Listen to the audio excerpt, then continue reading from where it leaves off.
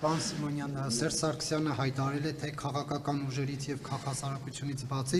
իշխանափոխության համար մեծ դերակատարում ունի իրավապահ համակարգը, կայացած ես համարում եմ այն ինստիտուտները, որոնք ճիշտ որոշումներ են կայացնում, ոչ թե ելնելով այս ամիս մեզ կֆինանսավորեն, թե ոչ այլ երկրի շահերի, ինչ է նշանակում իրավապահ իշխանափոխություն, իրավապահ համակարգի դերակատարումը, ցեզ ինչ նկատի ունի։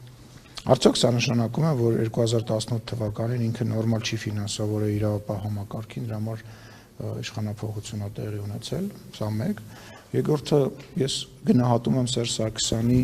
այդ վերջի ելույթը, որից դուք անընդհատ փորձում եք մեջ բերում անել, Ռոբերտ Քոչարյանի հետ բաց պայքարի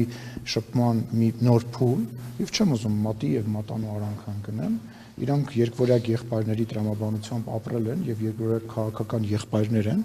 եւ ես չեմ ուզում իրանց ընտանեկան հարաբերությունների մեջ խառնվեմ, թող դրան պատասխանեն մեր պատիվ ունեմ խմբակցության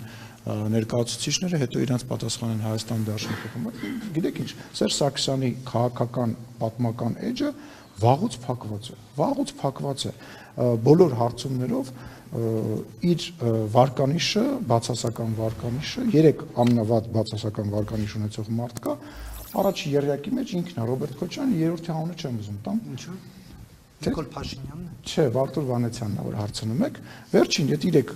ամենավատ վարկանիշ ունեցող մարդով, թող իրանք իրար հետ շփվեն, թող իրանք իրար հետ կռվեն, բարիշեմ, ասել եմ, վլուբլայտիս, տապիտիս, ռազվազիտիս, ինչ ուզում են թող անեն, հայ ժողովրդին հանգիստ թող թողնեն։ Այլ հարցեր կան, շնորհակալություն։